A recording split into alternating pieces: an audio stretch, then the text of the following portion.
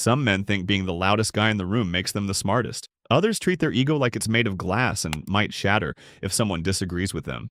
And then there's this guy who thinks emotions are for women and responsibility is for everyone else. Today we're breaking down the 5 psychological patterns that separate stupid men from wise ones. If this stings a little, congratulations. Your brain is finally paying attention.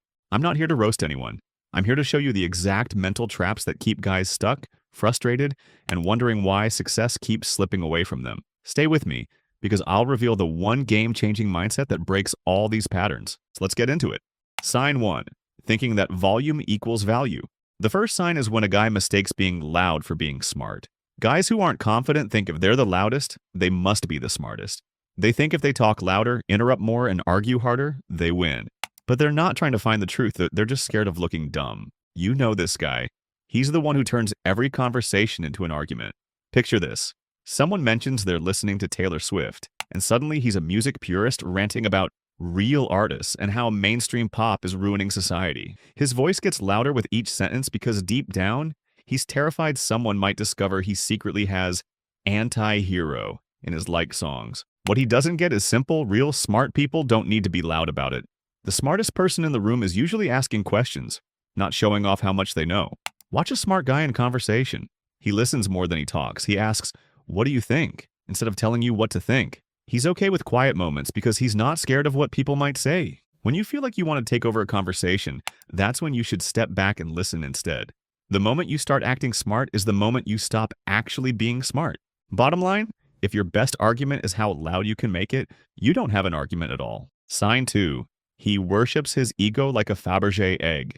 Now, being loud is just covering up something deeper. Underneath all that noise, his ego is way more fragile than he'll ever admit.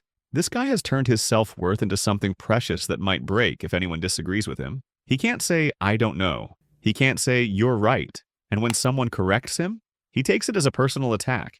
Every situation becomes a threat to his fragile ego. His girlfriend knows more about something. She's showing off. His boss gives him feedback. They're trying to embarrass him. A younger person teaches him something new. He gets defensive and talks about how things were better back in the day. Here's the hard truth. Protecting your ego like it's made of glass doesn't make you strong. It makes you weak. Guys who can't handle being wrong never learn how to be right. The strongest guys aren't the ones who are never wrong. They're the ones who can be wrong and bounce back even stronger. Your ego isn't who you are. It's just noise in your head.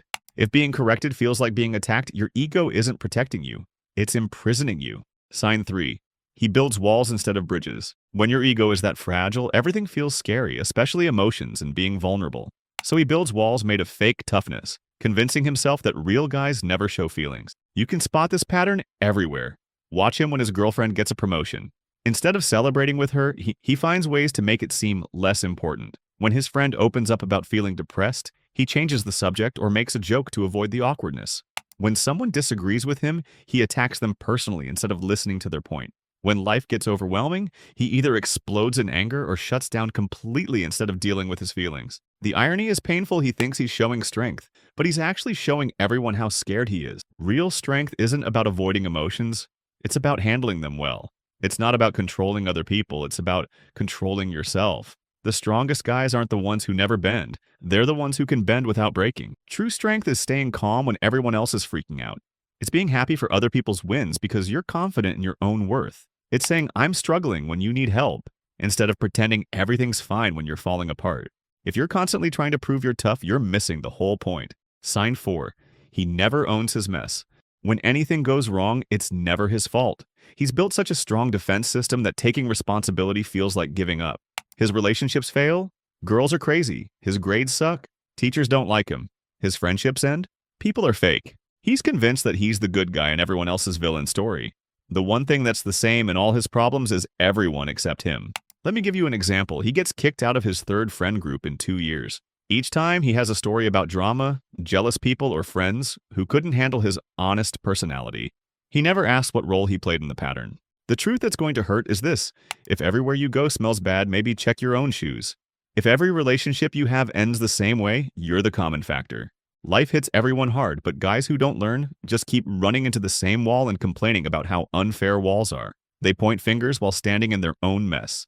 The smart guy does something different. He looks in the mirror first. When relationships fail, he asks, "What did I do wrong?"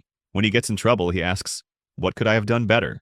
Not because he's weak, but because that's how you actually solve problems instead of just complaining about them. You can't control what happens to you, but you can control how you react. And the moment you take responsibility for your reactions, you take back your power.